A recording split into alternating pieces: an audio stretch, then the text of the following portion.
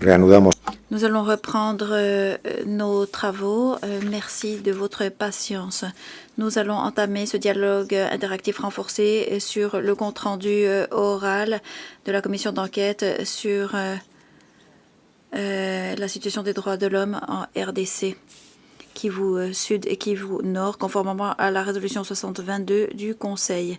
J'ai l'honneur de souhaiter la bienvenue à Monsieur Cissé Ngoro du HCDH. J'ai également l'honneur de souhaiter la bienvenue aux membres de la commission d'enquête indépendante, Monsieur Arnaud Akodjenou et Monsieur Clément Voul. J'aimerais également souhaiter la bienvenue à Monsieur Mbeba Kabouya, ministre des Droits de l'Homme de la RDC. Je salue chaleureusement Madame Sandrine Loussamba, coordonnatrice nationale de solidarité féminine pour la paix et le développement intégral.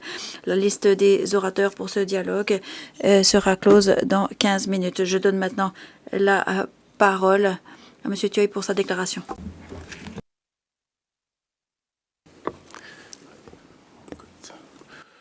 Monsieur le Président, High Commissioner, Minister of Human Rights of Democratic Republic of Congo, distinguished Member of Council, Excellencies, ladies and gentlemen. I have the honor to address the Council today on behalf of the Independent Commission of Inquiry, composed of Commissioner Maxime Marcus, Commissioner Clément Nialetso-Sivoulé, and myself, following the Commission's first mission to Democratic Republic of Congo earlier this month. That mission confirmed the exceptional gravity of the situation in Eastern DRC and the operational requirement of a credible, independent, and victim-centered investigation. The Commission engaged with survivors, senior government officials, civil society actors, United Nations entities, diplomats, and the National Human Rights Institution. Although we were not able to travel to Goma during this first mission, we met in Kinshasa with persons and organizations from Goma and other areas within our mandate. We intend to engage directly in North and South Kivu as soon as the conditions allow. The information received points to a multidimensional crisis affecting civilians, compounded by displacement, disease, weakened institutions, and a complex regional environment. We receive deeply troubling accounts concerning children, conflict-related sexual violence, including sexual slavery, forced recruitment, unlawful killing, arbitrary arrests, attacks against school and health facilities, ill treatment, and detention practices outside appropriate rule of law safeguards. We also heard account of checkpoints, so-called taxation, obstruction of humanitarian access, and threats against human rights defenders, journalists, and others who monitor or report violations. These challenges are aggravated by the threat of Ebola. Mr. President, with your permission, I will now address a few words in French to the delegation of the Democratic Republic of Congo and to the Congolese people affected by the situation. Monsieur le ministre des Droits humains, Mesdames et Messieurs les représentants de la République démocratique du Congo, la Commission mesure la gravité de la situation que traverse votre pays et les souffrances endurées par les populations civiles dans le Nord Kivu, le Sud Kivu et au-delà. Notre mandat n'est dirigé contre aucun État, ni contre une communauté, ni contre une institution. Notre mandat vise à établir les faits avec indépendance, rigueur et impartialité. Il vise à préserver les éléments de preuve, à contribuer à la lutte contre l'impunité et à formuler des recommandations utiles à la prévention de nouvelles violations. À ce stade, nous ne préjugeons ni des faits ni des responsabilités, mais les informations reçues sont d'une extrême gravité. Elles exigent une enquête indépendante et méthodique, conduite dans des conditions permettant de protéger les victimes, les témoins, les défenseurs des droits humains, les journalistes et toutes les personnes susceptibles de coopérer avec la Commission. I will now continue in English, Mr. President. The Commission recalls the obligation of all parties and all actors exercising control or influence to facilitate safe, rapid, and unhindered humanitarian access, including to women, children, persons with disability, older persons, and others in situations of heightened vulnerability. Humanitarian workers, medical personnel, and protection actors must safely assess victims and affected community, including in Ebola response. No victim, witness, human rights defenders, journalists, or community representatives should face intimidation, reprisals, or retaliation for engaging with United Nations mechanisms, including the Commission. The Council has asked the Commission to establish the facts, preserve evidence, identify those responsible with a view to accountability, and examine the root causes of these cycles of violence. That work has begun. It must protect the safety, dignity, and trust of victims and witnesses. Finally, wider United Nations financial constraints have had a direct impact on our operational capacity, including deployment, investigation capacity, interpretation, analytical support, mission funding, and sustained field presence. Despite these constraints, the Commission remains fully committed to discharging its mandate with independence, seriousness, and urgency. The suffering brought to our attention call for sustained attention, rigorous investigation, and determined international engagement. I thank you, Mr. President. Monsieur le Président, merci beaucoup. Une petite modification de l'ordre de prise de parole. Je donne la parole à Monsieur Choi à présent. Merci, Monsieur le Président. Mesdames et Messieurs les délégués, chers experts, la situation en République démocratique du Congo est marquée par un enchevêtrement de défis politiques, sécuritaires et économiques, ainsi que par des tensions communautaires à caractère ethnique qui continuent d'alimenter l'instabilité dans certaines régions du pays.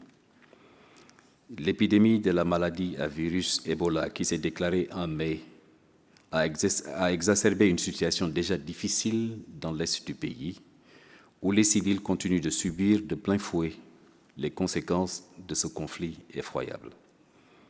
Entre le 1er janvier et le 15 juin 2026, notre bureau a recensé plus de 1900 violations et atteintes aux droits humains dans le Nord Kivu et le Sud Kivu, notamment des tueries, des violences sexuelles, des actes de torture, des arrestations et des détentions arbitraires.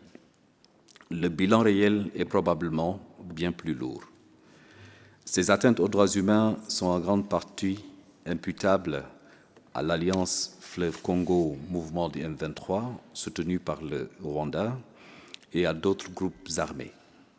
Des violations sont également attribuées aux forces armées congolaises et aux groupes Wazalendo qui les soutiennent. Notre bureau est profondément préoccupé par le recours croissant par les parties au conflit à des drones et des bombardements à l'artillerie lourde dans les zones densément peuplées, causant des dégâts considérables. Par exemple, des frappes de drones en mai ont blessé au moins 39 civils à Kalenga et à Mouchake, dans le nord Kivu. Depuis notre dernier rapport au Conseil, la situation dans la province de l'Ituri s'est davantage détériorée. Les attaques basées sur des considérations ethniques menées par les groupes Codeco et la Convention pour la Révolution populaire continuent de faire de nombreuses victimes parmi la population civile. Les forces démocratiques alliées ont étendu leurs attaques à la province de la Tchopo, causant la mort de plus de 350 civils au cours des 6 premiers mois de cette année. Une fois encore, le bilan réel est probablement beaucoup plus élevé. Lors d'un incident survenu en avril à Bafakwa, dans le territoire de Mambasa, en Ituri, des combattants des ADF ont tué au moins 54 civils, principalement des hommes, et détruit des habitations, ainsi que d'autres infrastructures civiles. La province de l'Ituri se trouve également au cœur de l'épidémie de la maladie à virus Ebola. On y recense désormais plus de 1000 cas confirmés et plus de 260 personnes y ont perdu la vie. Notre bureau collabore avec le personnel humanitaire afin d'intégrer les principes des droits humains dans la planification et la mise en œuvre de la réponse humanitaire. Nous exhortons tous les acteurs impliqués dans la réponse à cette crise à s'assurer de l'accès des populations à des informations fiables et à dialoguer avec toutes les communautés, en particulier les personnes vivant dans la précarité, celles ayant un accès limité aux soins de santé, les femmes, les personnes déplacées internes, les personnes vivant avec handicap et les peuples autochtones. Les violences sexuelles continuent d'être utilisées comme armes de guerre dans l'est de la RDC. La plupart des parties au conflit commettent des violences sexuelles à grande échelle dans une impunité quasi totale. Au cours des 6 premiers mois de l'année, notre bureau a recensé au moins 260 femmes et filles victimes de violences sexuelles liées au conflit. La crainte de la stigmatisation et des représailles, les difficultés liées à la sécurité ainsi que les contraintes financières continuent d'empêcher des victimes d'accéder à une assistance complète. Monsieur le Président, la situation dans l'Est de la RDC ne peut être dissociée de ce qui se passe ailleurs dans le pays. Le rétrécissement de l'espace civique est un problème de longue date. Nous sommes particulièrement préoccupés par la persistance des arrestations arbitraires et des détentions illégales à l'encontre d'opposants politiques par le Conseil national de cyberdéfense et les services de renseignement. Notre bureau a recensé au moins 400 cas au cours des 4 derniers mois. Malgré des demandes répétées, notre bureau n'a toujours pas obtenu l'accès aux centres de détention gérés par les services de renseignement. Nous réitérons notre profonde préoccupation face à la répression de la manifestation pacifique qui s'est déroulée le 12 juin à Kinshasa. La répression par les forces de l'ordre aurait causé le décès d'au moins une personne et blessé 38 autres, dont 4 leaders de l'opposition.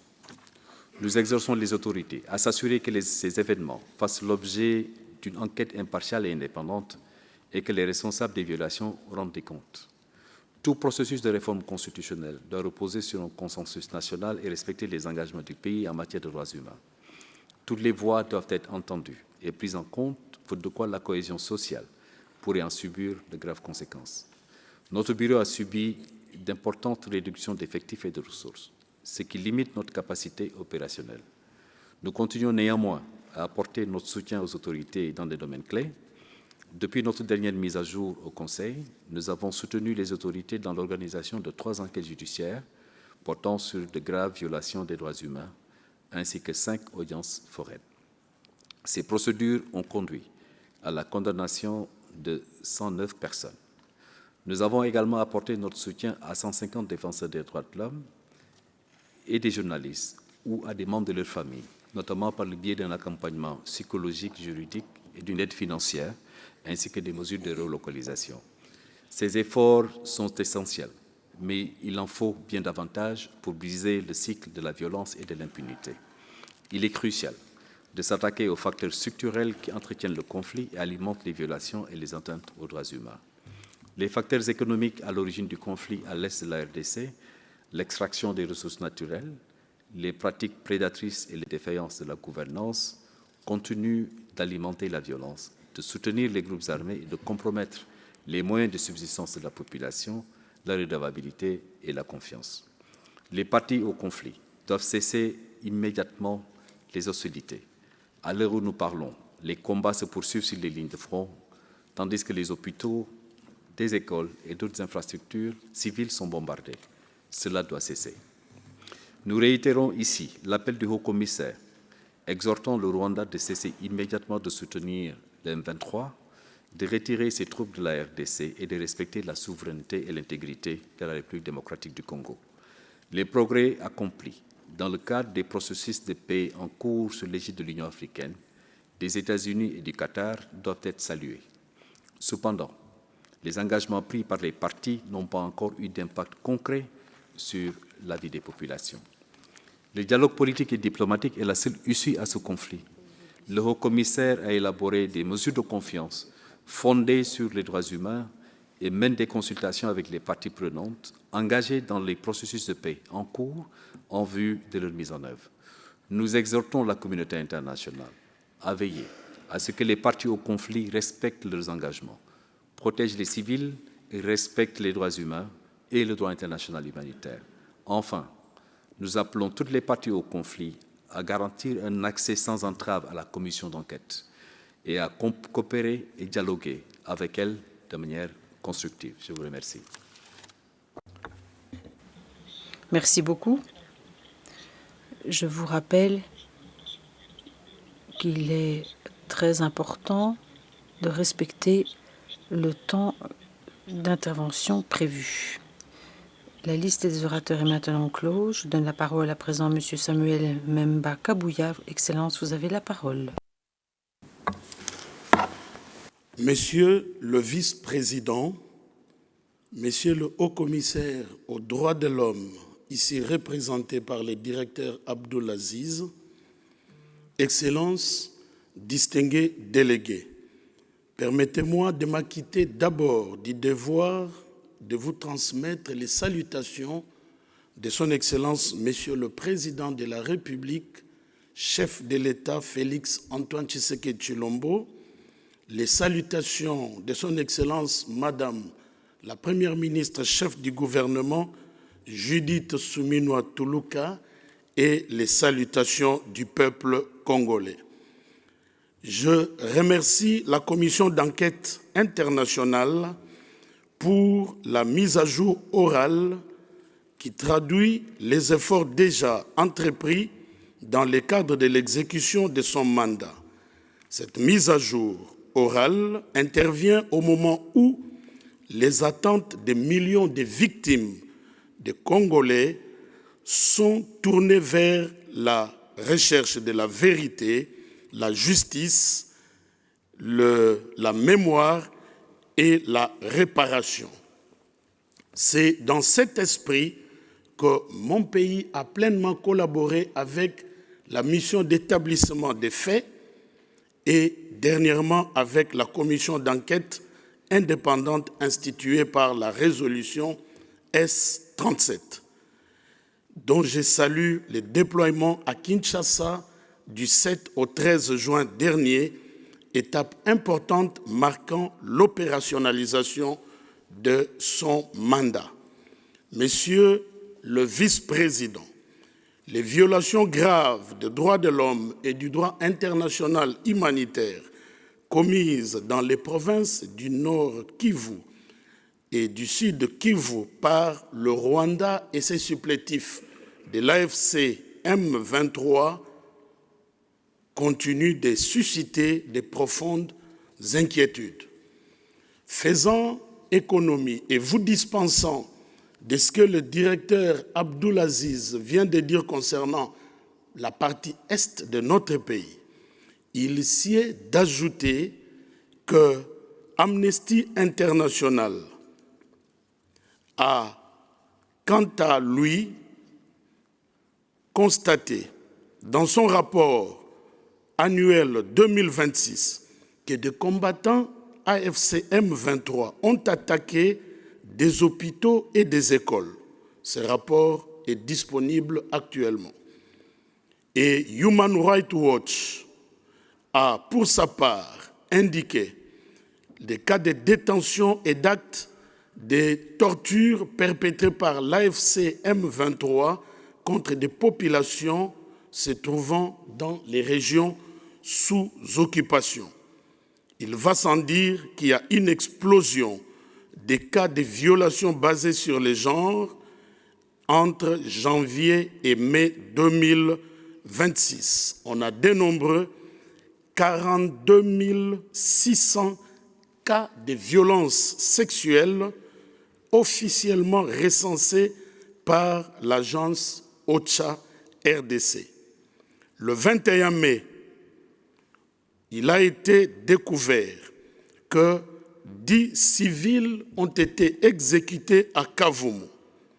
À Sangé, nous avons le rapport qui indique des cas de fosses communes où l'on a trouvé 50 corps dans des trous des toilettes.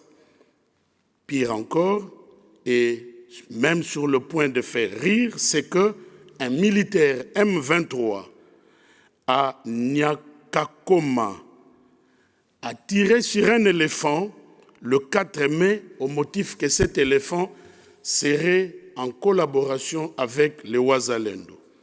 Face à cette situation, la République démocratique du Congo attend de la Commission qu'elle exerce pleinement son mandat afin d'établir les faits, de les qualifier juridiquement, d'identifier les responsables et de formuler les recommandations utiles à la lutte contre l'impunité.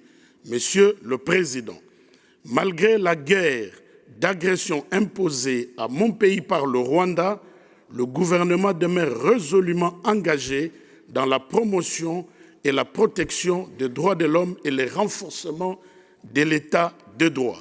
À cet effet, il poursuit le renforcement des institutions nationales et provinciales compétentes en matière de droits humains, notamment à travers la redynamisation des divisions provinciales des droits de l'homme, le renforcement des capacités opérationnelles et la formation des agents publics, ainsi que des forces de défense et de sécurité en droit de l'homme et en droit international humanitaire. Dans cette même dynamique, la République démocratique du Congo poursuit la mise en œuvre de sa politique nationale de justice transitionnelle. La loi numéro 22/65 du 22 décembre 2022 constitue le cadre fondamental de protection et de réparation des victimes. Elle est mise en œuvre par le ministère des Droits humains, le FONAREV et la CIAVAR. Dans la continuité de ces dispositifs, plusieurs autres réformes déjà engagées par le gouvernement sont en phase d'adoption, notamment celles relatives aux piliers de la justice, de la vérité, de la lutte contre l'impunité et des garanties de non-répétition. Ensemble, ces initiatives traduisent la volonté de la République démocratique du Congo à construire une réponse globale, cohérente, durable aux violations graves des droits de l'homme. Je termine en indiquant, Monsieur le Président, que la République démocratique du Congo attend du rapport final qui sera présenté lors de la 66e session du Conseil qu'il établisse avec clarté les violations commises, leurs causes profondes, leurs qualifications juridiques et les responsabilités qui en découlent, ainsi que les mécanismes appropriés pour garantir aux victimes leurs droits fondamentaux. C'est pourquoi nous appelons le Haut Commissariat aux droits de l'homme les États membres et les partenaires à garantir à la Commission les ressources adéquates à l'accomplissement de son mandat. Soutenir cette commission, c'est soutenir la vérité, la justice et la dignité. Pour la République démocratique du Congo, la paix ne saurait être durable sans vérité, et la vérité ne saurait être complète sans justice, et la justice ne saurait être effective sans réparation. Je vous remercie. Merci beaucoup. Je donne la parole à présent à Madame Sandrine Lusamba. Monsieur le Président, Messieurs les ministres des Droits humains de la République démocratique du Congo, Excellences, distingués membres du Conseil, Mesdames et Messieurs, je vous remercie de me donner la parole. C'est un honneur, mais aussi une lourde responsabilité. Je m'exprime aujourd'hui au nom de nombreuses femmes, hommes et enfants de l'Est de la République démocratique du Congo qui, eux, n'ont plus la possibilité de faire entendre leur voix. En octobre 2025, le Conseil des droits de l'homme a adopté la résolution 6022 sur la situation des droits de l'homme dans l'Est de la RDC. 8 mois plus tard, permettez-moi de partager ce que nous observons sur terrain quant à sa mise en œuvre. Tout d'abord, concernant le paragraphe 17 relatif au processus de paix, nous saluons les efforts déployés à Nairobi, Luanda, Doha et Washington. Ils représentent une opportunité importante. Toutefois, pour les populations civiles, le bénéfice de ces processus reste encore très limité. Les affrontements persistent dans plusieurs territoires, les déplacements continuent et les communautés attendent toujours les dividendes de la paix. La réalité quotidienne demeure marquée par une profonde insécurité. Dans les zones sous contrôle de l'AFC M23, comme dans celles affectées par les affrontements impliquant le groupe appelé Wazalendo, les populations civiles continuent de subir des grandes violations de droits humains. La fragmentation de ce groupe et l'impunité dont bénéficient certains de leurs éléments alimentent également la violence contre le civil. En référence au paragraphe 9 de la dite résolution, consacrée aux enfants touchés par les conflits, la situation reste particulièrement préoccupante. Je pense personnellement à une jeune fille que j'ai rencontrée à Goma en début de l'année 2025. Après plusieurs déplacements forcés, elle nous confiait qu'elle rêvait simplement de retourner à l'école. Depuis 5 ans, elle n'avait jamais réussi à terminer une année scolaire. Après les événements survenus à Goma, nous avons malheureusement perdu tout contact avec elle. Son histoire illustre celle de milliers d'enfants dont l'enfance est aujourd'hui remplacée par la peur, les déplacements et les recrutements forcés ou les violences. Les femmes et les filles continuent aussi de payer un prix disproportionné. Pour beaucoup d'entre elles, sortir chercher de l'eau ou du bois ou encore nourrir leur famille reste synonyme d'un risque permanent de violence sexuelle, tandis que le service de prise en charge demeure insuffisant. La résurgence de l'épidémie d'Ebola vient encore aggraver cette crise multidimensionnelle. Dans un contexte de conflit, les contraintes sécuritaires limitent considérablement le déploiement des équipes médicales et des équipes qui organisent le traitement, alors même que le besoin augmente. Monsieur le Président, le paragraphe 7 de la résolution appelle à protéger les défenseurs des droits humains, les journalistes, les acteurs humanitaires et de la société civile. Sur ces points également, la situation demeure extrêmement préoccupante. Dans plusieurs zones affectées par les conflits, les populations vivent dans la peur de s'exprimer. Les défenseurs des droits humains, les journalistes et les leaders communautaires sont régulièrement intimidés, menacés, arrêtés arbitrairement ou contraints au silence. Cette réduction de l'espace civique empêche les violations d'être documentées et privent les victimes de leur voix. La récente attaque ayant coûté la vie à 2 travailleurs humanitaires au Sud Kivu rappelle tragiquement que même les acteurs humanitaires clairement identifiés ne sont plus épargnés. Nous souhaitons également réaffirmer notre soutien au travail de la commission d'enquête indépendante créée par cette résolution. Son mandat est essentiel pour lutter contre l'impunité, établir les responsabilités et rendre justice aux victimes. Monsieur le Président, permettez-moi de conclure par 4 recommandations directement inspirées de cette résolution. Je parle de la résolution 6022. Premièrement, nous rappelons toutes les parties à respecter un cessez-le-feu effectif, durable et véritable afin que les populations civiles puissent enfin vivre en sécurité. Deuxièmement, conformément au paragraphe 17, nous demandons que les facilitateurs de processus de paix fassent de l'accès des observateurs indépendants de droits humains et de mécanismes de leur surveillance une condition essentielle à la poursuite des négociations. Sans protection des civils, ni suivi indépendant, les accords de paix risquent de perdre leur crédibilité.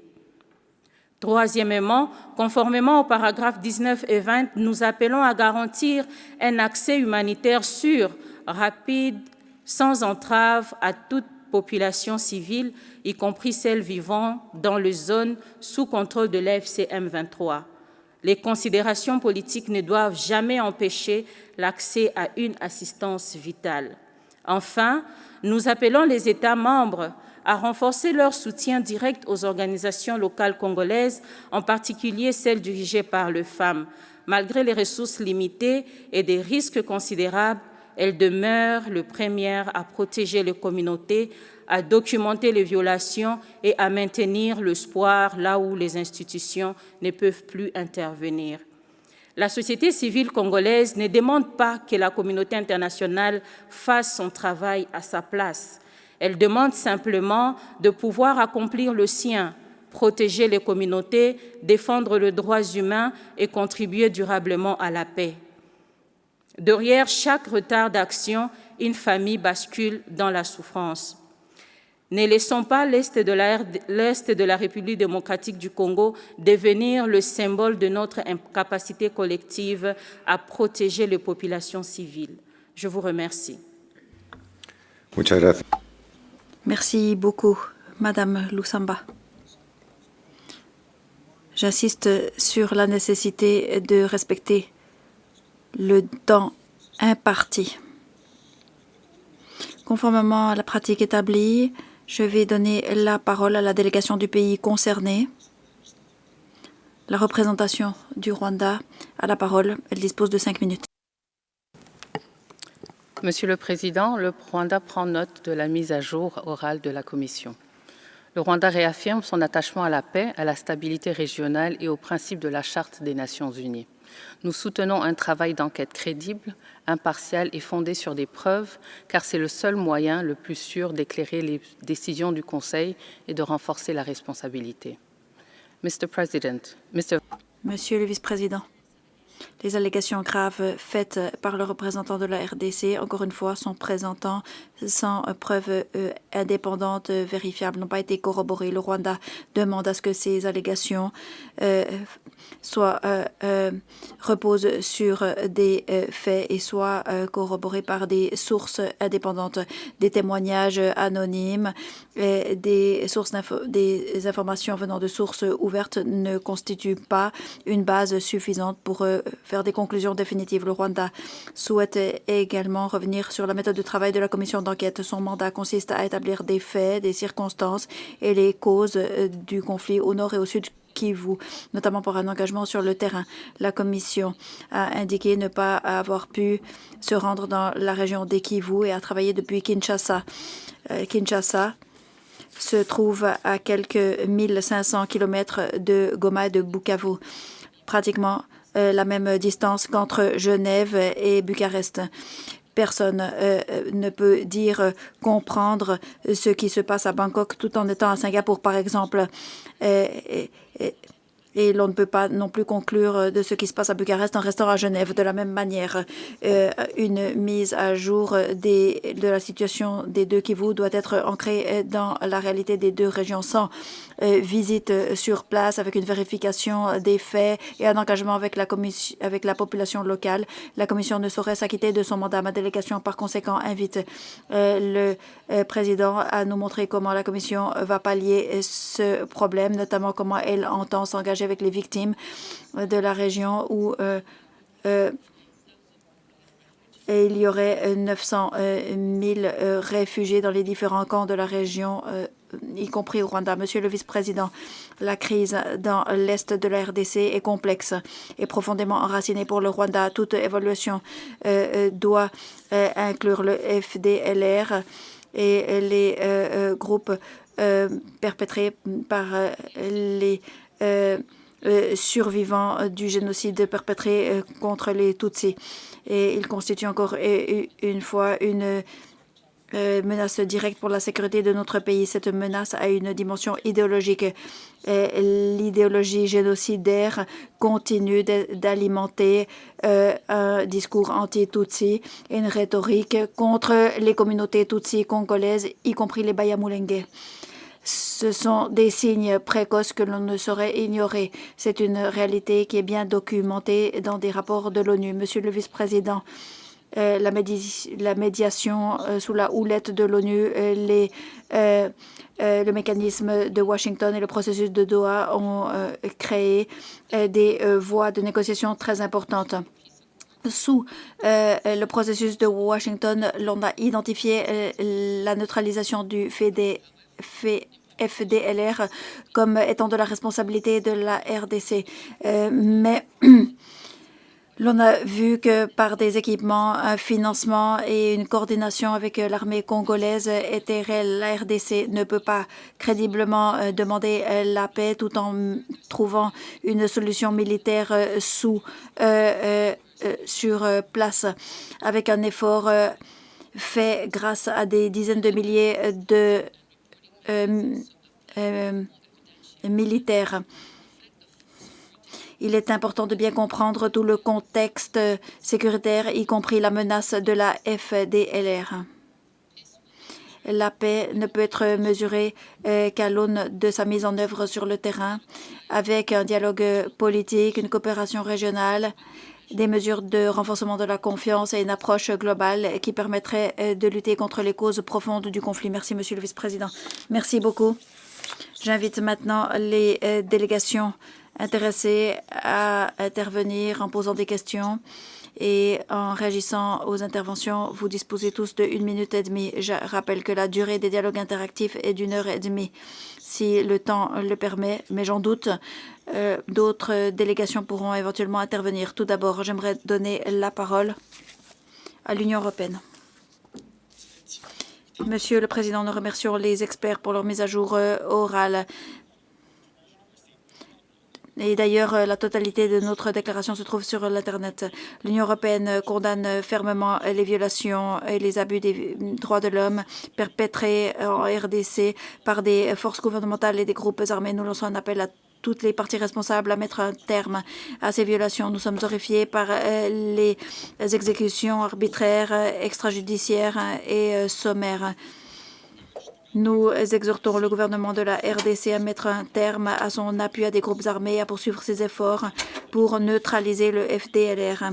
Les violations graves contre des enfants ainsi que l'usage de violences sexistes et sexuelles sont inacceptables. Il faut en faire plus pour protéger les civils et permettre aux travailleurs, notamment humanitaires, de travailler, notamment dans le contexte de la flambée d'Ebola. Nous lançons un appel aux parties afin qu'elles collaborent pleinement avec l'enquête de la CPI.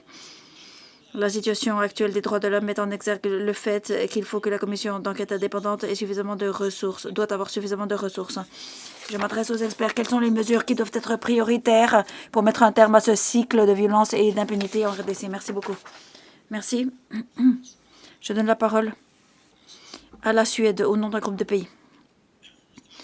Monsieur le vice-président, je fais cette déclaration au nom des pays nordiques et baltes.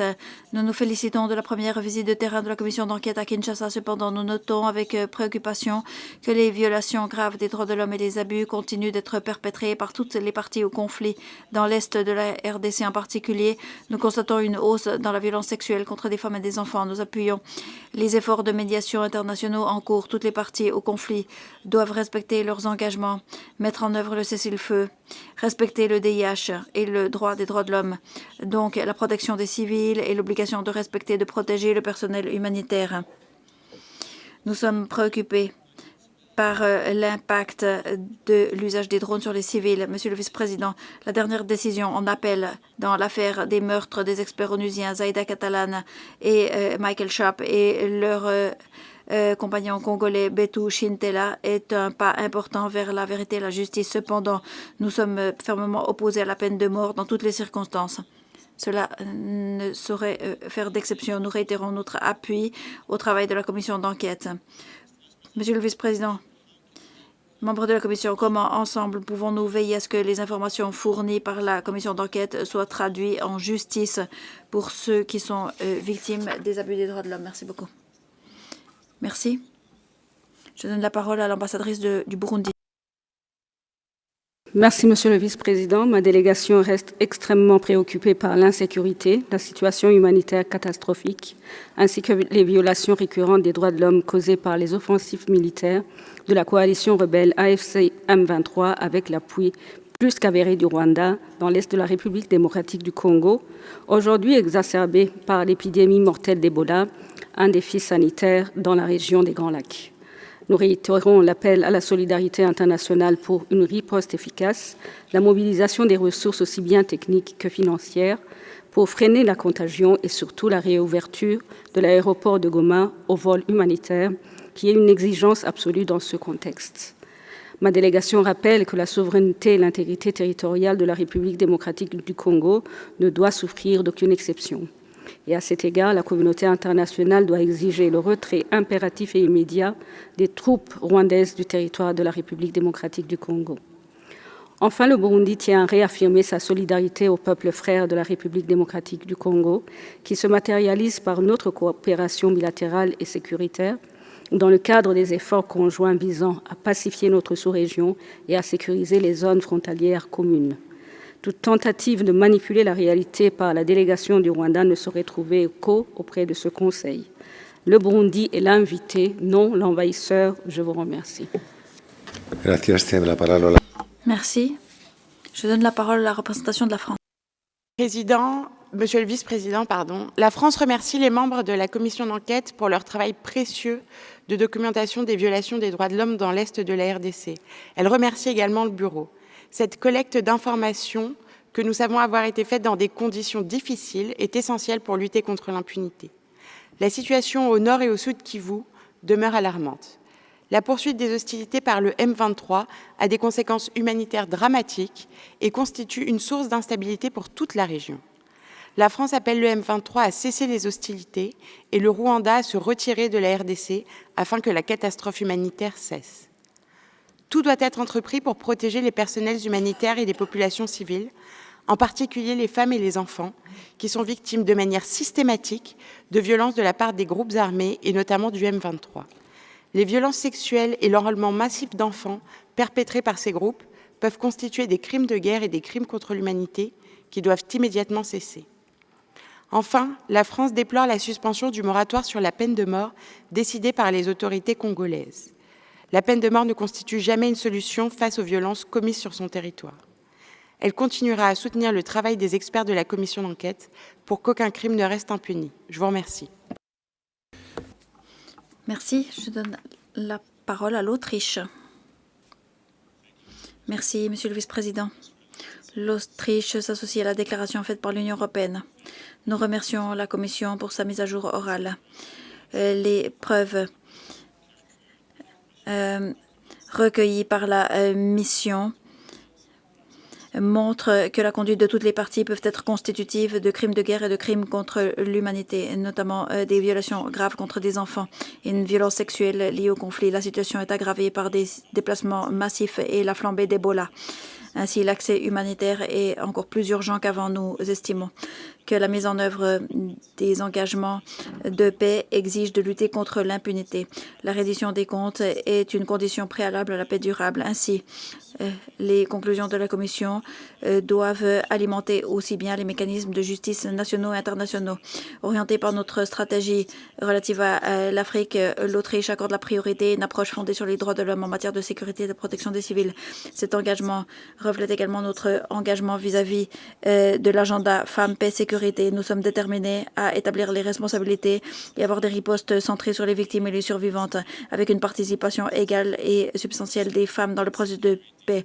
L'Autriche entend donner corps à ses priorités dans le cadre de son mandat au Conseil de sécurité. Pour conclure, comment est-ce que la flambée d'Ebola et la sécurité actuelle ont un impact sur l'enquête de la Commission? Quel est l'appui dont vous auriez besoin?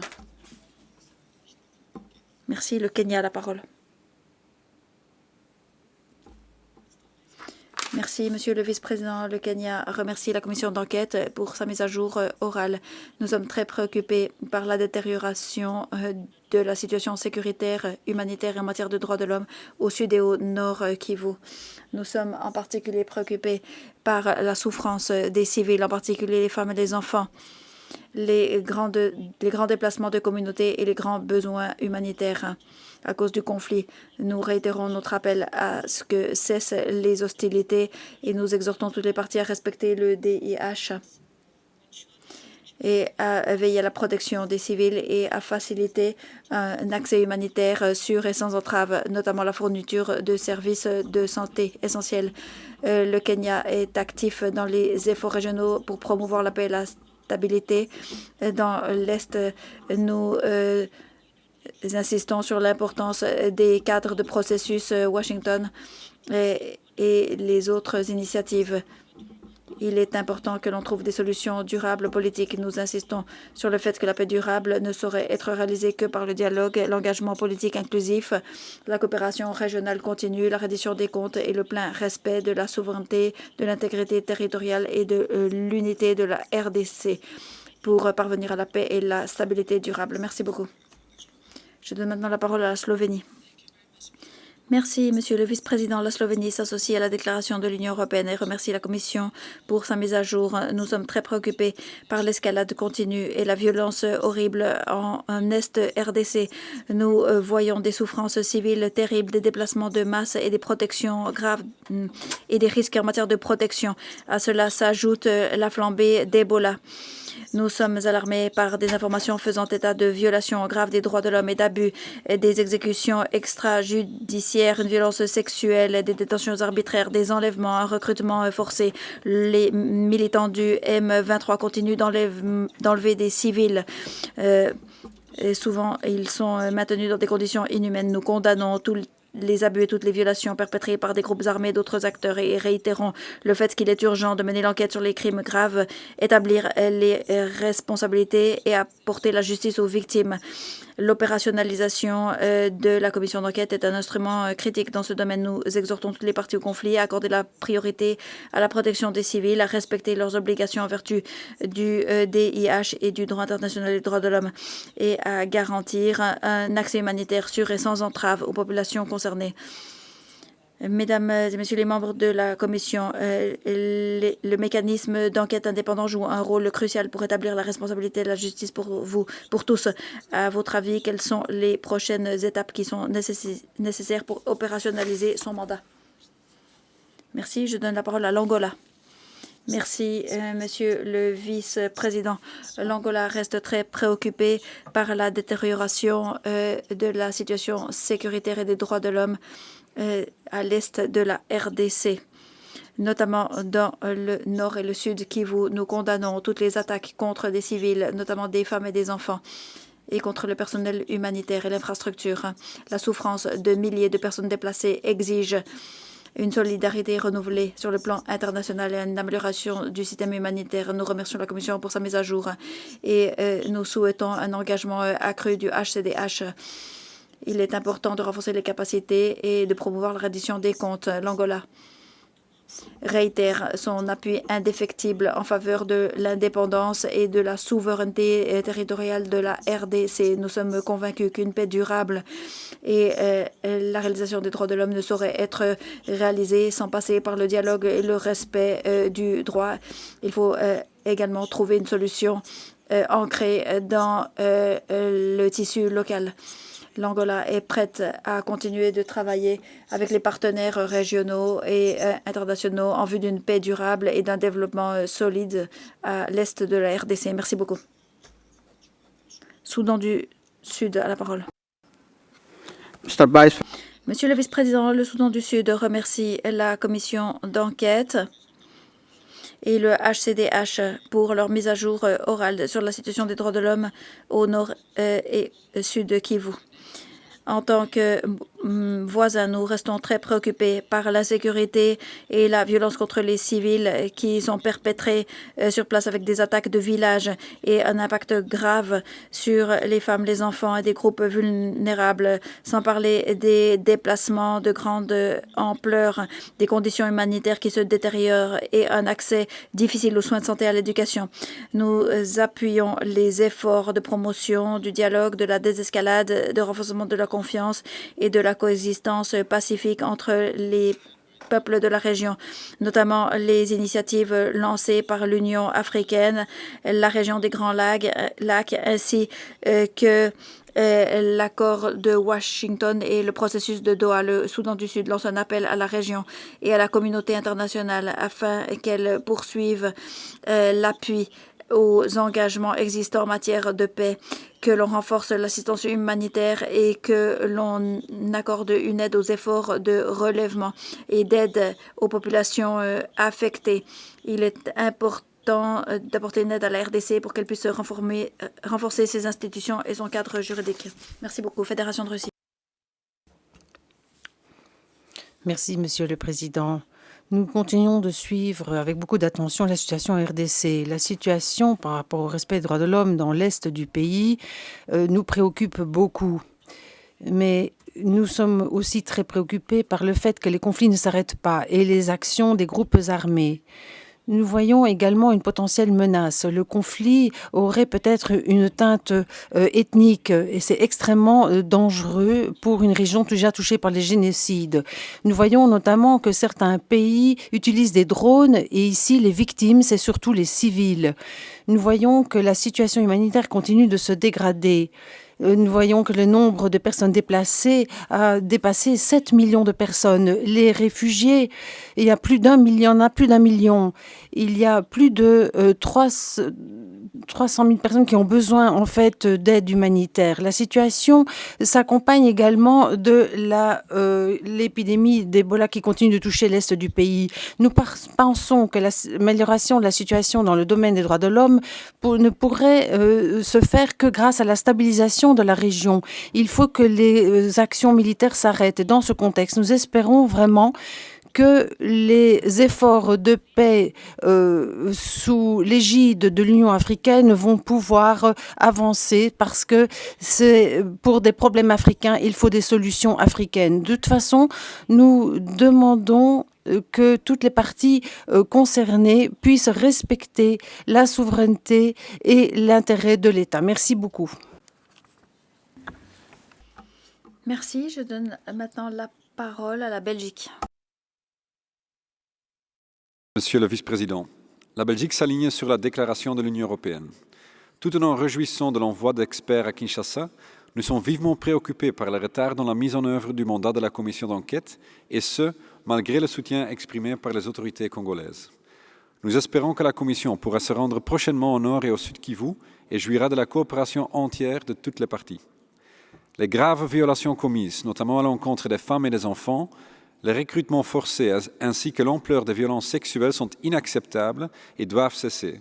Il ne peut y avoir d'impunité pour leurs auteurs. Toutes les parties doivent respecter leur engagement au titre des accords de Washington et de Doha, y compris le plein respect du cessez-le-feu, le retrait sans délai des forces rwandaises du territoire congolais et la neutralisation effective des FDLR. Par ailleurs, les restrictions de l'espace civique opérées notamment par le Conseil national de cyberdéfense nous inquiètent également. Monsieur le vice-président, Face aux pressions et intimidations contre les défenseurs des droits humains dans la zone sous contrôle de l'AFC et du M23, comment travailler avec eux et protéger leur travail essentiel? Je vous remercie. Merci beaucoup. Je donne la parole à l'Allemagne. Merci, Monsieur le Vice-président. Merci aussi aux membres de la Commission, Monsieur le Ministre et surtout Madame Lusamba de votre présence aujourd'hui. L'Allemagne reste profondément préoccupée par la crise des droits de l'homme qui sévit actuellement dans l'Est de la République démocratique du Congo. Depuis le début de l'année 2025, la situation est encore détériorée, comme l'a souligné le Haut-Commissariat tout à l'heure. C'est pourquoi la décision de ce Conseil de créer une commission d'enquête reste justifiée. Il est impératif que cette commission soit pleinement opérationnelle dès que possible et qu'elle reçoive un financement adéquat pour lui permettre d'enquêter sur le terrain dans le Nord Kivu et le Sud Kivu. Nous exhortons toutes les parties, y compris les M23, soutenus par les forces armées du Rwanda, à protéger les civils, à garantir l'accès humanitaire et à mettre fin à tous les actes de violence sexuelle.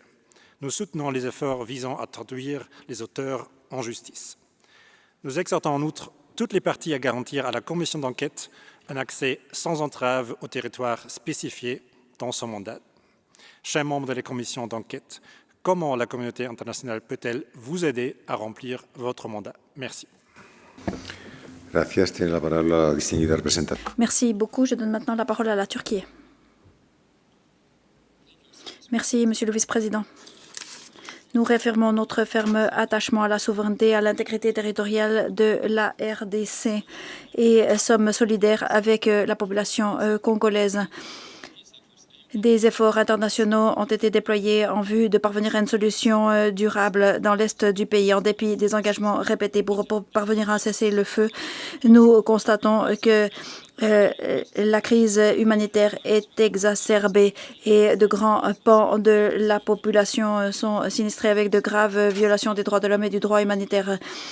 Il est indispensable d'obtenir un cessez-le-feu dans l'est de la RDC pour mettre un terme au conflit et éviter qu'il ne s'embrase sur toute la région des Grands Lacs. Nous encourageons toutes les parties à s'engager de manière constructive dans des efforts de médiation et de mettre totalement en œuvre les engagements pris dans le cadre des processus de paix. Nous saluons le rôle important joué par l'ONU et par les organisations internationales à l'appui des efforts de paix. La Turquie est prête à continuer de contribuer à tous les efforts visant à parvenir à une paix durable et une stabilité dans la région des Grands Lacs. Merci beaucoup. Merci. Royaume-Uni.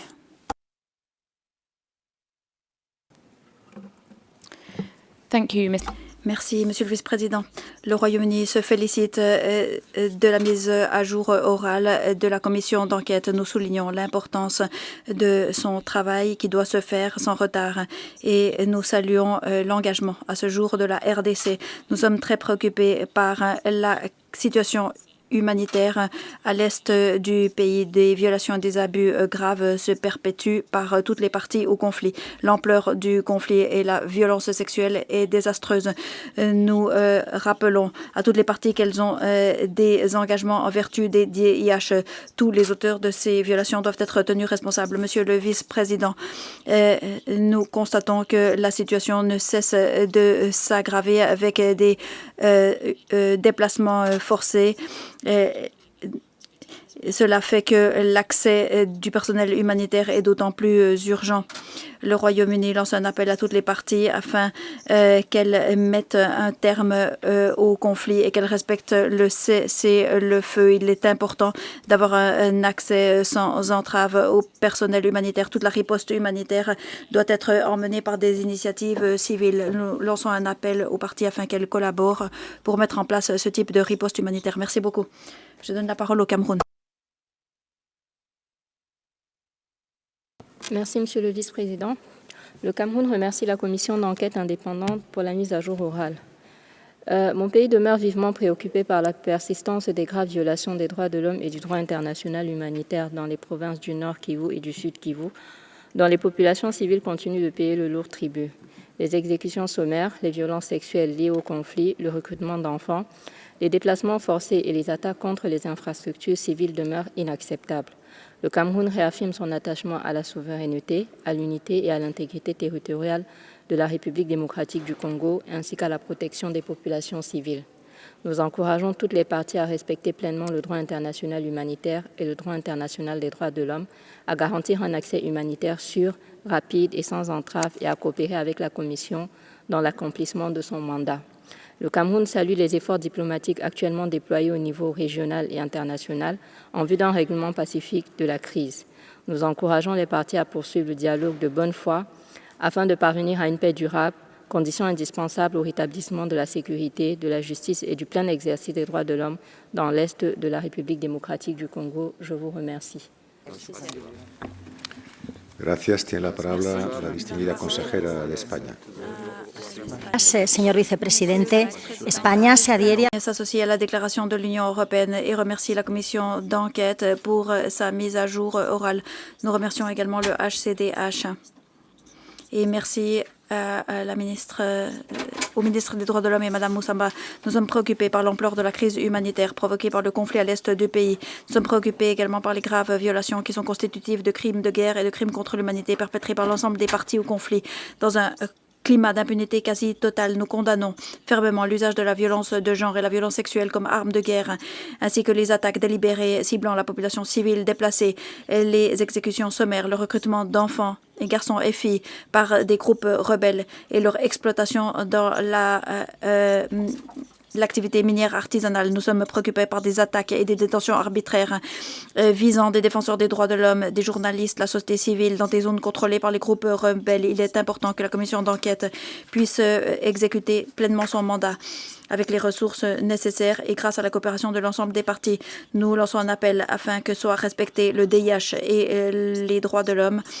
Il est important de respecter l'intégrité territoriale du pays et de respecter les accords de paix de Washington. Finalement, nous exhortons le gouvernement à entamer le plus rapidement possible un dialogue national inclusif pour faciliter le terme du cycle de violence, cycle dans lequel des millions de personnes continuent d'être engluées depuis des décennies. Merci beaucoup. Je donne la parole à l'Afrique du Sud.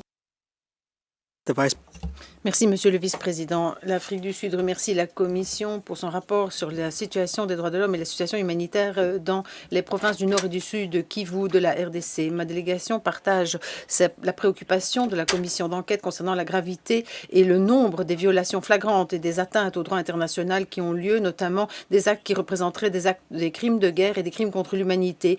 Ce qui est évidemment, nous soulignons également l'importance de la reddition des comptes à cet égard. Nous voyons notamment qu'il y a des cas multiples de violences sexistes et sexuelles utilisées comme armes de guerre. Étant donné cette terrible tragédie humaine, il ne peut y avoir aucune solution militaire au conflit et il est donc nécessaire de cesser les hostilités le plus rapidement possible. Le processus de paix mené par l'Union africaine sous la houlette du Togo est tout à fait louable. Cela va renforcer la cohérence, la complémentarité et la coordination entre les différents mécanismes de médiation, comme l'a montré la réunion d'évaluation à mi-parcours à Lomé. Une solution durable doit être mue par les Africains. Nous exprimons toute notre solidarité avec la RDC. Nous réitérons notre appui à son intégrité et à sa souveraineté. Le peuple du Nord et du Sud Kivu ont besoin de paix et il ne faut pas que nous les laissions tomber. Merci. Merci beaucoup. Je donne la parole à la Suisse. Monsieur le vice-président, la Suisse remercie les membres de la commission d'enquête pour leur mise à jour orale. Nous réitérons notre plein soutien à votre mandat et à vos travaux et saluons en particulier votre première visite en République démocratique du Congo au début du mois de juin, essentielle pour votre travail. La Suisse demeure profondément préoccupée par la situation dans l'est de la RDC, marquée par la poursuite des hostilités et de graves violations du droit international humanitaire, ainsi que des violations et abus des droits de l'homme, notamment les attaques contre les civils, les violences sexuelles liées au conflit, ainsi que les menaces visant les défenseurs des droits de l'homme. Toutes les parties doivent en toutes circonstances respecter leurs obligations en vertu du droit international, cesser les combats et mettre en œuvre les engagements pris dans le cadre de l'accord de Washington et du processus de Doha. Nous sommes également préoccupés par la propagation de l'épidémie d'Ebola dans l'est de la RDC, dans un contexte de violences armées et de déplacements forcés. Cette situation souligne l'urgence que toutes les parties au conflit autorisent et facilitent un accès humanitaire sûr, rapide et sans entrave à toutes les personnes dans le besoin. Mesdames et messieurs les membres de la Commission, à la lumière de votre première visite dans le pays, quelles mesures devraient être prises en priorité pour garantir que vos travaux contribuent concrètement à la lutte contre l'impunité et à la prévention de nouvelles violations dans le Nord Kivu et le Sud Kivu? Je vous remercie. Merci beaucoup. Je donne la parole à présent à l'Égypte.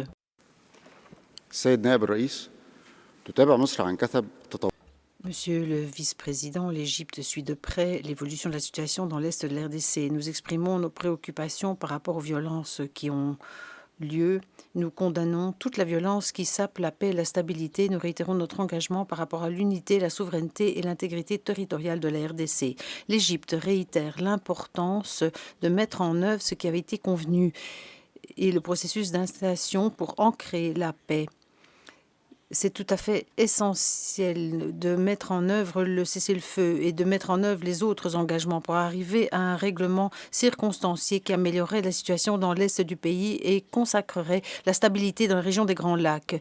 L'Égypte exhorte toutes les parties à assurer la paix et la stabilité, à protéger les civils, à assurer l'accès humanitaire, à promouvoir la justice transitionnelle et empêcher l'impunité. Nous réitérons la nécessité d'être solidaires avec la RDC et ses institutions nationales afin de relever les défis, de promouvoir la réconciliation nationale et de créer une atmosphère propice à la stabilité pour assurer ainsi la reconstruction et promouvoir les capacités de l'État à mettre en œuvre ses obligations en matière de droits de l'homme. Merci. Merci beaucoup. Je donne la parole à présent à la République dominicaine. Merci, Monsieur le Vice-président. Mon pays remercie le rapport. Vous remercie pour le rapport oral. Nous sommes très préoccupés que malgré les efforts diplomatiques, les civils continuent de souffrir des conséquences d'un conflit, des assassinats, déplacements forcés, violences sexuelles, disparitions, recrutement d'enfants, attaques contre les infrastructures civiles. Nous sommes très préoccupés particulièrement par des informations concernant le fait que des forces se trouvent dans le sud du Kivu, des attaques contre les travailleurs humanitaires et également la présence du M23 qui ne fait qu'aggraver la situation humanitaire qui touche des millions de personnes. Nous nous félicitons du fait que la communauté internationale et les mécanismes africains régionaux aient intensifié leurs efforts de médiation et de vérification de cesser les hostilités. Nous saluons les efforts de l'Union européenne pour promouvoir le dialogue et créer des conditions propices pour une paix durable. Nous lançons un appel à toutes les parties. Il faut respecter le droit international humanitaire, protéger les civils, faciliter l'accès de l'aide humanitaire sans entrave et de façon sûre. La République dominicaine réitère son appui à la souveraineté, à l'indépendance, à l'unité et à l'intégrité territoriale de la RDC. Et en même temps, nous demandons que les initiatives avancent dans le sens de la réconciliation, la reddition des comptes et le respect des droits de l'homme. Merci. Merci beaucoup. Je donne la parole à présent à la République unie de Tanzanie. Monsieur le vice-président, la Tanzanie prend note de la mise à jour orale de la commission d'enquête concernant la situation sécuritaire et relative aux droits de l'homme dans l'est de la RDC, notamment des rapports de violence en cours et leur incidence sur la population civile. La Tanzanie réitère son appui sans faille à la souveraineté, à l'indépendance, à l'unité et à l'intégrité territoriale de la RDC. Nous restons très préoccupés en entendant parler de cas de violence qui continuent de créer des souffrances terribles pour les civils et qui sapent des possibilités de paix durable dans la région. À cet égard, la Tanzanie appelle à une cessation des hostilités immédiate. Nous demandons à toutes les parties de faire preuve de la plus grande réserve, de honorer leurs obligations au titre du droit international et d'entamer un dialogue qui a vraiment un sens et qui serait constructif. Nous appuyons tous les efforts mus par l'Afrique, notamment dans le cadre de la communauté est-africaine, de la SADC, qui vise à créer des conditions propices pour une paix durable dans la région. Nous restons engagés à coopérer avec les partenaires régionaux et internationaux au nom de la réconciliation, de la paix durable et du développement pour la population de la RDC et pour la population de toute la région des Grands Lacs. Merci. Merci beaucoup. Je donne la parole au Togo. Merci, Monsieur le Vice-président. Le Togo remercie la commission d'enquête pour sa mise à jour orale. Le Togo demeure profondément préoccupé par la persistance des violences qui continuent d'affecter les populations civiles, en particulier les femmes et les enfants des provinces du Nord et du Sud Kivu, et reste convaincu qu'une paix durable à l'est de la République démocratique du Congo est indispensable, est indissociable de la protection effective des droits humains. Pour ce faire, le Togo estime que l'application effective du cessez-le-feu et la levée des obstacles aux mesures humanitaires sont des préalables indispensables qu'il faut régler absolument et dans l'urgence. En sa qualité de médiateur mandaté par l'Union africaine, le Togo poursuit ses efforts en faveur du règlement pacifique et durable de ce conflit. La récente réunion d'évaluation tenue à Lomé les 7 et 8 juin 2026 a permis d'examiner la situation réelle sur le terrain et de réadapter la stratégie de la médiation. Par ailleurs, nous soulignons l'importance de préserver la dynamique positive créée par les processus de Washington et de Doha, qui doit être soutenue par l'ensemble de la communauté internationale dans un esprit de complémentarité et de prise en compte de la souffrance des populations. À cet égard, nous encourageons la Commission à poursuivre son travail avec impartialité et professionnalisme, tout en veillant à ce que ces recommandations contribuent à créer des conditions propices à la réconciliation, à la justice, à la paix durable en République démocratique du Congo. Je vous remercie, Monsieur le Vice-président. Merci beaucoup. Je donne la parole à l'Algérie. Monsieur le Vice-président, la délégation algérienne remercie la commission d'enquête pour sa mise à jour orale qui met une nouvelle fois en lumière la gravité de la situation des droits de l'homme et la crise humanitaire dans l'est de la RDC. Face à cette situation, l'Algérie souhaiterait affirmer 3 messages essentiels. Premièrement, il est impératif de garantir un accès humanitaire sûr, rapide et sans entrave aux populations dans le besoin. Le respect du droit international humanitaire est une obligation qui incombe à toutes les parties au conflit. Deuxièmement, l'Algérie demeure convaincue que seule une solution politique fondée sur le dialogue, le respect de la souveraineté et de l'intégrité territoriale de la RDC, la prise en compte des préoccupations sécuritaires légitimes de l'ensemble des États de la région, ainsi que le traitement des causes profondes du conflit permettra d'instaurer une paix juste et une stabilité durable dans la région des Grands Lacs. Troisièmement, fidèle au principe des solutions africaines aux problèmes africains, l'Algérie réaffirme son plein soutien aux efforts de médiation conduits sous l'égide de l'Union africaine. Elle salue les efforts du président du Togo, son Excellence M. Faure Gnassingbé, ainsi que ceux du panel des facilitateurs africains, auxquels elle renouvelle son plein soutien. Je vous remercie. Gracias. Merci beaucoup. Je donne la parole à l'Éthiopie.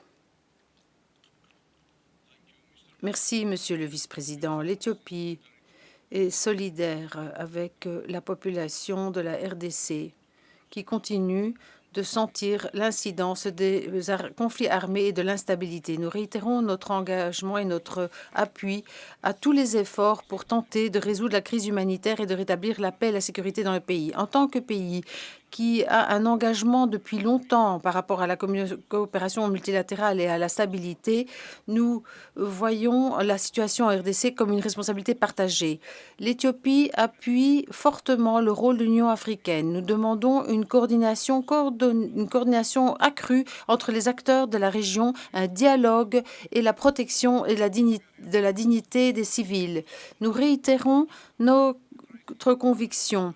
La crise en RDC ne peut pas être résolue grâce à des moyens militaires. Arriver à une paix pérenne exige un dialogue national et une vraie coopération régionale. Nous exhortons toutes les parties prenantes à respecter le principe de la souveraineté, de la non-ingérence et de la coexistence pacifique. Nous demandons un appui accru de la communauté internationale en RDC pour s'attaquer aux causes premières du conflit et répondre aux besoins humanitaires, notamment pour les populations déplacées. Pour terminer, l'Éthiopie continue de vouloir jouer un rôle constructif dans toutes les initiatives qui vont promouvoir la paix et la stabilité régionale et le développement durable dans toute la région des Grands Lacs. Merci beaucoup, Monsieur le Vice-président. Merci beaucoup. Je donne la parole à la Chine à présent.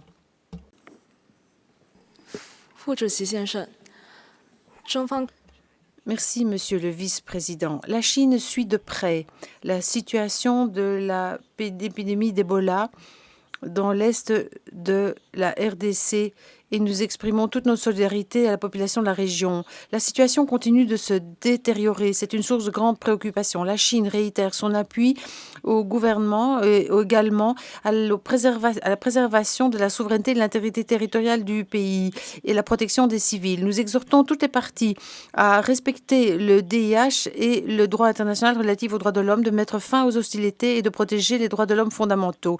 Nous nous félicitons des contacts entre le Rwanda et la RDC récemment.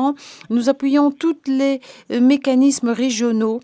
Nous souhaiterions qu'ils jouent un rôle plus important pour arriver à une paix durable. Et tout cela doit être illustré dans une solidarité. Il faut créer les conditions propices pour que cela s'applique. Nous continuerons d'apporter notre soutien pour lutter contre les maladies à virus Ebola et de tout faire pour promouvoir la paix durable dans la région. Merci. Merci beaucoup. Nous avons entendu le dernier orateur parmi les États. Nous allons donner la parole à présent aux institutions nationales des droits de l'homme et des ONG. Nous avons tout d'abord l'Organisation pour les droits civils et politiques, Pacte international relatif aux droits civils et politiques. Thank you, Mr. Vice President. Excellencies. Merci, Monsieur le Président. Nous remercions la commission d'enquête pour sa mise à jour orale et nous nous félicitons également de l'attention qui est apportée aux victimes. Nous sommes très préoccupés par la situation des droits de l'homme dans les provinces de l'Est de la RDC. Grâce à nos échanges quotidiens avec des militants des droits de l'homme locaux, nous continuons d'entendre parler de disparitions forcées, d'exécutions arbitraires, de cas de torture, des cas de violences sexuelles, des cas de détention, de déplacements forcés, des attaques contre les civils, le recrutement d'enfants, la destruction et le pillage. Nous sommes très préoccupés des préoccupations dans lesquelles les ONG et les militants des droits de l'homme doivent opérer. Bien souvent, ils sont sous pression, ils sont menacés, disposent de ressources limitées, de mécanismes de protection insuffisantes. Pour appuyer leurs efforts, notre centre a élaboré une base de données avec de nombreux documents qui permet aux droits de l'homme de garder des informations de façon sécurisée sur les violations des droits de l'homme. Nous exhortons le Haut Commissariat à fournir à la commission d'enquête les ressources opérationnelles et financières pour qu'elle puisse mener son travail, notamment organiser des visites supplémentaires en RDC. Merci beaucoup. Merci beaucoup. Je donne la parole à la International Federation of ACAT. Monsieur le vice-président, la CAT RDC, la FIACAT, le MCT, l'IRCT, Omega et leurs partenaires de la société civile congolaise saluent la mise en place effective du secrétariat de la commission d'enquête ainsi que sa première visite à Kinshasa. Nous remercions la commission pour le travail d'enquête sur les violations qu'elle mène dans des conditions particulièrement difficiles. Les informations recueillies par nos organisations continuent de faire état de graves violations dans les zones sous contrôle du M23 et d'autres groupes armés. Alors que l'accès aux zones concernées demeure fortement restreint en raison de l'insécurité et des préoccupations de santé publique, les organisations de la société civile jouent un rôle essentiel dans la documentation des violations, la préservation des preuves et le soutien psychologique des victimes dans un contexte marqué par des tentatives de dissimulation des preuves par le M23. Nous souhaiterons demander à la Commission quels sont les principaux défis auxquels elle est confrontée dans la mise en œuvre de son mandat et comment les organisations locales de l'Est de la République démocratique du Congo, les acteurs de la société civile à Kinshasa et les ONG internationales pourraient mieux appuyer la Commission dans ses efforts de documentation des violations et de lutte contre l'impunité. Je vous remercie. Gracias. Tiene la palabra la representación de la Asociación Panafrica. Monsieur le vice-président, l'association Panafrica remercie la commission d'enquête pour sa mise à jour orale et elle salue les efforts entrepris afin de documenter les graves violations des droits de l'homme commises dans les provinces du Nord et Sud Kivu dans l'Est de la République démocratique du Congo. Nous soutenons pleinement la poursuite du mandat de la commission. Notre organisation demeure profondément préoccupée par la détérioration de la situation humanitaire et sécuritaire dans l'est de la RDC. Depuis le mois de mars dernier, la MONUSCO a documenté 632 morts civiles au Nord Kivu et en Ituri. Sur la même période, les Nations Unies ont recensé 1221 violations des droits humains, dont des violences sexuelles liées aux conflits commises par les groupes armés et par des membres de forces de sécurité. Elles ont fait 2968 victimes, dont 392 femmes et 378 enfants. À ce jour, l'épidémie d'Ebola continue de frapper durement la région, tandis que les combats affectent considérablement les structures sanitaires pour l'acheminement des secours. Face à cette situation, Panafrica appelle à garantir un accès humanitaire, la protection des travailleurs humanitaires, la réouverture des routes, des banques et des aéroports, ainsi que le recul effectif des groupes armés et le rétablissement de l'autorité de l'État. En conclusion, compte tenu de la complexité de la crise, Panafrica souhaiterait connaître les mesures prioritaires de la commission d'enquête afin d'atténuer les souffrances des populations civiles et de renforcer la lutte contre l'impunité. Je vous remercie. Gracias. Tiene la palabra la representación de Human Rights Research League. Merci, Monsieur le Président. Human Rights Research League reste préoccupé par la situation des droits humains à l'est de la RDC, en particulier depuis l'occupation des villes de Bukavu et de Goma par le M23.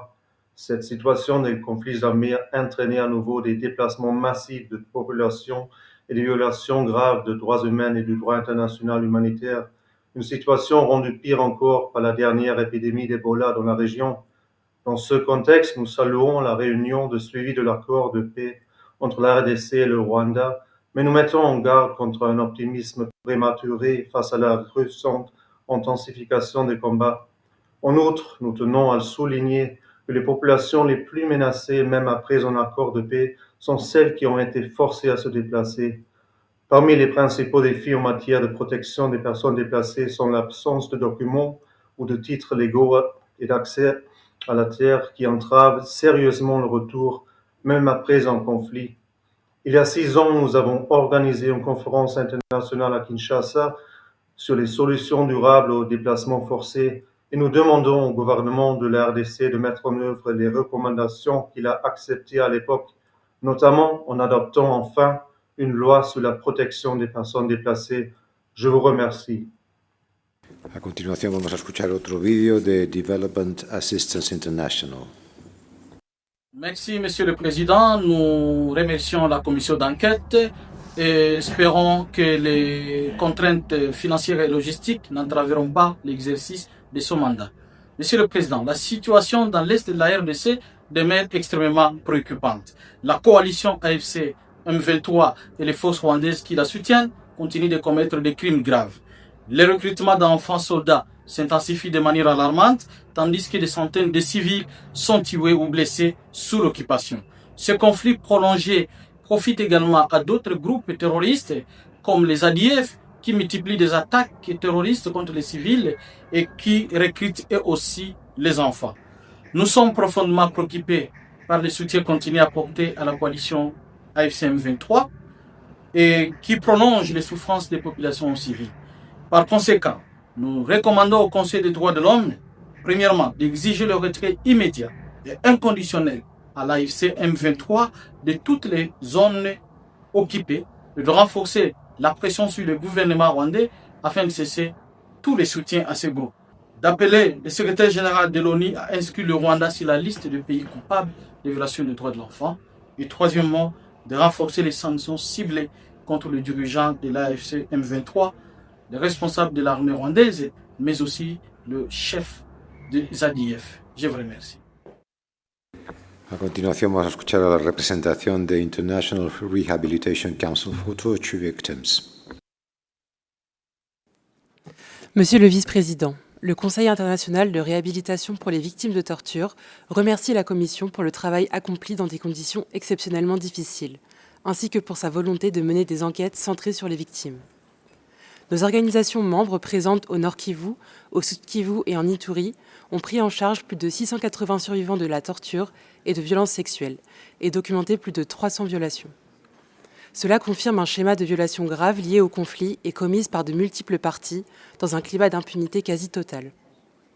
Nous souhaitons attirer l'attention de la Commission sur une dimension trop souvent reléguée au second plan, les survivants ont droit à la vérité, à la justice et à la réparation. Celle-ci inclut une indemnisation adéquate et une réhabilitation aussi complète que possible, médicale, psychologique, sociale et économique. Ces remèdes doivent être conçus avec les survivants, leur participation constituant une garantie de leur dignité.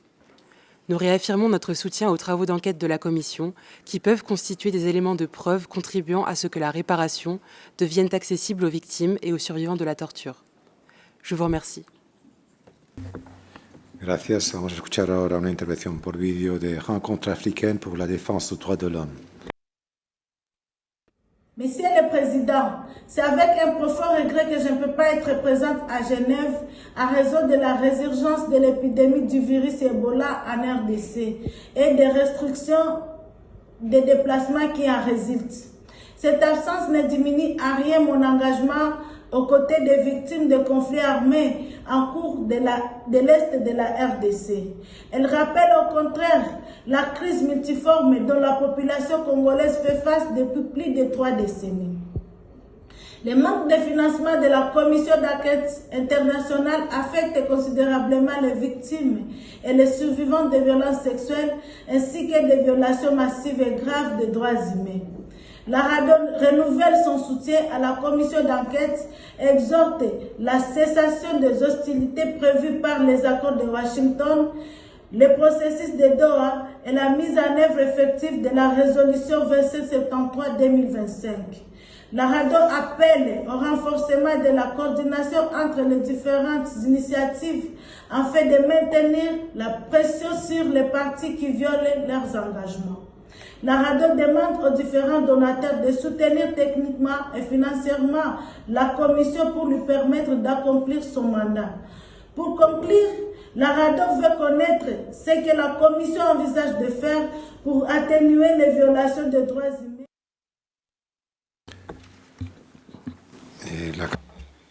La qualité de la vidéo n'était pas idéale. Merci aux interprètes pour leurs efforts. Nous allons entendre une autre vidéo de Minority Rights Group. Monsieur le Président, Minority Rights Group et le Forest People Programme appellent l'attention du Conseil sur les peuples autochtones Batois du Sud Kivu en RDC. Les Batois de Calais et Cabaret vivent depuis des décennies dans un contexte de dépossession. La création du parc national de Kahuzi-Biega les a expulsés de leurs terres ancestrales, les laissant dans une situation de marginalisation extrême. Depuis l'avancée du mouvement armé AFC M23 en 2025, cette vulnérabilité préexistante est exploitée et les violations se sont multipliées de façon alarmante. Nous avons documenté le meurtre d'au moins 40 civils batois, 102 cas de violences sexuelles contre des femmes autochtones, 78 cas de torture et 208 arrestations ou actes de violence physique. Ces chiffres restent sous-estimés en raison de la peur des représailles et de l'isolement des communautés notamment. Malgré leur extrême vulnérabilité, les Batois demeurent exclus de l'aide humanitaire et font face à une insécurité alimentaire aiguë, aggravée par des pressions foncières qui les privent de l'accès à leurs forêts. Des leaders et défenseurs batois sont par ailleurs victimes d'arrestations arbitraires et de traitements dégradants visant à les réduire au silence. Nous appelons la commission d'enquête à intégrer pleinement la situation des Batois dans ses travaux. Nous demandons des enquêtes indépendantes sur ces violations, des réparations pour les victimes, une protection effective des défenseurs et des approches humanitaires garantissant un accès équitable aux communautés batois. Je vous remercie. Vamos a escuchar ahora un vídeo de la International Federation for Human Rights Leagues. Monsieur le Président, la FDH et ses organisations membres en République démocratique du Congo souhaitent attirer votre attention sur plusieurs développements inquiétants liés à la situation des droits humains dans ce pays. Ils demeurent vivement préoccupés par la situation à l'est du pays pour les civils, y compris les femmes et les enfants qui sont toujours la cible des forces armées de la République démocratique du Congo et leurs alliés d'une part, et d'autre part du M23 appuyé par les troupes rwandaises dans les provinces de l'Ituri, Sud Kivu et Nord Kivu. En outre, nos organisations sont préoccupées par la répression de la manifestation de l'opposition intervenue en date du 12 juin 2026. Enfin, nos organisations demandent à ce qu'une date soit fixée dans les meilleurs délais au procès Floribert Chebeya afin que M. John Numbi soit poursuivi maintenant que les obstacles sont levés. Nos organisations demandent aussi au Conseil de poursuivre l'appui au mandat de la Commission indépendante d'enquête, y compris financièrement, mais aussi lui faciliter la coopération pour accéder aux zones les plus difficiles afin de documenter des cas de violation des droits humains. Je vous remercie. El último orador que vamos a tener ocasión de escuchar en este turno para ONGs es East and Horn of Africa Human Rights Defenders Project. Thank you. Chers panélistes, nous saluons vos mises à jour et l'attention accrue sur l'Est de la RDC. Nous espérons que le secrétariat de la Commission disposera bientôt d'effectifs comparables à ceux d'autres mécanismes d'enquête. Cette session devrait remobiliser la communauté internationale, notamment le HCDH, afin de veiller à ce que la Commission puisse produire un rapport exhaustif comme demandé par les résolutions S37.1 et 60.22. Nous soulignons l'importance de la mise en œuvre des résolutions du Conseil et la valeur pour l'intégrité du système multilatéral de la mise en place des mécanismes établis par le Conseil. La litanie des violations commises par le M23 et d'autres groupes armés doit être dénoncée et tous ceux qui y participent, y contribuent ou s'en rendent complices doivent rendre des comptes. En parallèle, les activités du HCDH dans le pays devraient être menées dans le but de donner à la société civile les moyens de revendiquer son espace civique en veillant à ce que l'État respecte ses obligations. C'est dans ce contexte que Defend Defenders a pris l'initiative de lancer la Coalition nationale des défenseurs des droits humains en RDC. Cette plateforme rassemblera les DDH congolais afin de coordonner protection, renforcement de capacité et plaidoyer en faveur de la protection des DDH. Parallèlement, nous continuons à venir en aide à des centaines de DDH qui ont dû fuir l'Est de la RDC. Cher commissaire, comment la société civile peut-elle vous aider à remplir votre mandat pendant ces prochains mois? Merci. Gracias. Merci beaucoup. Nous avons terminé la liste des orateurs. Je vais donner la parole à nos intervenants de référence pour qu'ils puissent formuler leurs observations finales.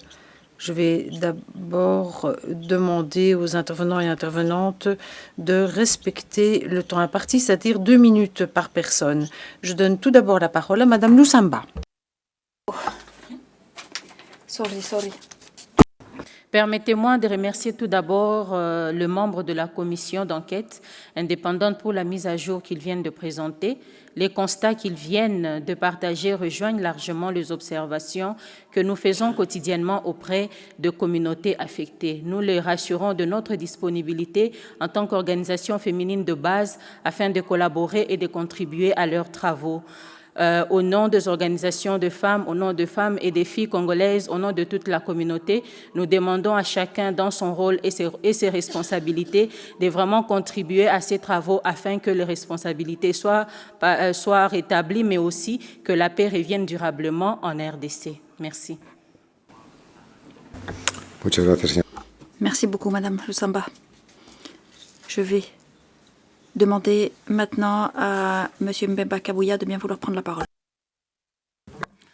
Merci, Monsieur le Président. Je rappelle que nous parlons ici de l'agression de la République démocratique du Congo depuis plus de 30 ans et avec l'escalade des violences depuis l'année passée. Et donc, lorsque nous parlons de ceci, nous devons bien nous rendre compte que c'est le Rwanda qui a ses troupes sur les territoires de la République démocratique du Congo. Et donc, partant de cela, je voudrais faire noter, Monsieur le Président, que la majeure partie des interventions ici ont noté que la souveraineté et l'intégrité territoriale de la RDC ne doivent souffrir d'aucune exception. Et les intervenants ont insisté sur l'appui qu'il faut donner à la Commission pour qu'elle puisse mener à bien sa mission. S'agissant des manifestations en République démocratique du Congo, je voudrais rappeler qu'il s'agit de 3 opposants, sans derrière eux des députés nationaux, sans députés provinciaux, sans conseiller communal ni peuple derrière eux, et donc qui commencent à s'illustrer dans des provocations à l'égard des forces de l'ordre. Mais la liberté d'expression et de manifester étant garantis en RDC, tout s'est fait pour le mieux, pour qu'ils puissent s'exprimer s'ils veulent bien le faire. Ils s'expriment contre quoi? Ils s'expriment contre le fait que le Parlement a voté une loi référendaire qui appelle le peuple au débat démocratique sur le changement de la Constitution. Je termine en demandant aux États qui s'évertuent de faire des leçons de morale à la RDC en indiquant que la RDC doit cesser tout soutien aux groupes armés et que de l'autre côté, ils ne demandent pas au Rwanda de retirer ses troupes telles que constatées. Merci. Un minimum de respect pour les victimes de l'agression rwandaise en RDC. Je vous remercie. Merci, Monsieur le ministre. Et pour la commission d'enquête indépendante? Merci, Monsieur le vice-président. La commission voudrait remercier tous les États ici présents pour l'intérêt qui a été porté sur la situation à l'est de la RDC et également sur le travail de la commission. Cela s'est traduit d'ailleurs par le nombre de questions et le nombre d'interventions, et la commission se met pleinement à la disposition de toute délégation pour continuer ce dialogue en dehors de cette salle, vu le temps qui nous est imparti. Revenant à quelques questions spécifiques, la commission voudrait réassurer le Rwanda par rapport à ses préoccupations sur le fait que la commission n'a pas pu aller dans l'Est. La commission voudrait vous rassurer que sa visite à l'Est reste dans son agenda. Nous irons à l'Est, nous irons à Goma et nous mènerons des enquêtes d'une manière impartiale pour établir les faits. Nous profitons de cette occasion pour appeler tous les parties prenantes de faciliter l'accès à ces zones à la commission et également de s'abstenir de toute action qui pourrait compromettre les preuves qui sont nécessaires dans le processus d'enquête de la commission. À l'Union européenne, qui nous a posé la question de savoir qu'est-ce qu'il faut prioriser. Comme nous l'avons dit, il est important que tous les acteurs puissent nous donner accès, garantissent l'accès à ces zones. Mais aussi, il est important, nous l'avons souligné également, et je pense que tous les débats l'ont souligné, que les moyens soient donnés à la Commission pour qu'elle puisse faire son travail, à la fois renforcer son équipe sur place. À la question liée à l'Ebola, qui a été demandée par l'Autriche. Évidemment, l'Ebola nous a empêchés d'aller à l'Est cette fois-ci, mais nous comptons y aller incessamment. À la question liée posée par la société civile, Defender CCPR tous, nous pensons que la société civile est nécessaire et importante dans le travail que la Commission fait. Nous venons d'ailleurs de publier notre appel à soumission et nous invitons la société civile à disséminer cela, à aider les victimes et à conserver les preuves. Merci, Monsieur le Président. Merci beaucoup, Monsieur, et merci d'être disposé à poursuivre ce dialogue à l'extérieur de ce format. Merci, Monsieur le Président. Je remercie l'ensemble des intervenants et les délégués pour vos observations qui témoignent de l'attention soutenue que vous accordez à la situation en République démocratique du Congo et le soutien apporté au Haut-Commissariat ainsi qu'à la commission d'enquête. En réponse à la question soulevée par l'Union européenne, je voudrais simplement dire que nous devons agir collectivement avec détermination afin s'attaquer aux causes profondes de l'instabilité et du conflit. Et cela implique de traiter les tensions liées à l'exploitation et la gouvernance des ressources naturelles, stratégiques et de lutter contre l'impunité. Et nous travaillons étroitement avec les autorités pour renforcer les capacités d'enquête et de poursuite, ce qui contribue aux efforts, au principe de complémentarité qui sous-tend la coopération avec la Cour pénale internationale. Nous travaillons avec la Cour pénale internationale dans le strict respect des règles qui encadrent la coopération avec les mécanismes internationaux, les mécanismes judiciaires internationaux. Je voudrais juste dire quelques mots. Je pense qu'il est important et essentiel que les engagements pris par les parties dans le cadre du processus se traduisent par des améliorations tangibles sur le terrain. Les populations civiles doivent pouvoir vivre à l'abri de la violence, de la peur et des déplacements forcés. Il est essentiel que les autorités donnent pleinement suite à nos appels en garantissant un environnement sûr et propice à l'exercice des libertés fondamentales. Le renforcement urgent du soutien financier accordé à notre action en République démocratique du Congo est également nécessaire, vous l'avez tous dit. Enfin, nous souhaitons rendre hommage au courage remarquable des défenseurs des droits humains qui, dans les zones affectées par le conflit, font l'objet de menaces, d'intimidation et des risques auxquels ils sont confrontés au quotidien. Nous allons poursuivre sans relâche notre action en faveur des victimes et contribuer à la paix, à la promotion de la paix, de la sécurité, la justice et la bonne gouvernance. Le Haut-Commissariat reste aux côtés des autorités congolaises et réaffirme son engagement à continuer à les soutenir dans l'accomplissement de leur mission essentielle, ainsi que la commission d'enquête. Merci. Muchas gracias. Merci beaucoup, monsieur. Nous pouvons mettre un terme à ce dialogue interactif renforcé. Je remercie monsieur le ministre et messieurs les membres de la commission. Je vous remercie pour votre présence et participation. Madame, grand merci. Nous allons ensuite marquer une brève pause pour reprendre ensuite nos travaux sous forme de dialogue interactif avec le rapporteur spécial sur la situation des droits de l'homme au Burundi.